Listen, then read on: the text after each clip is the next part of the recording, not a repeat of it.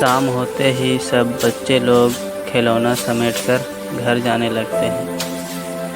फिर भी बच्चे लोग रोने लगे क्योंकि लाइक सब्सक्राइब नहीं किया।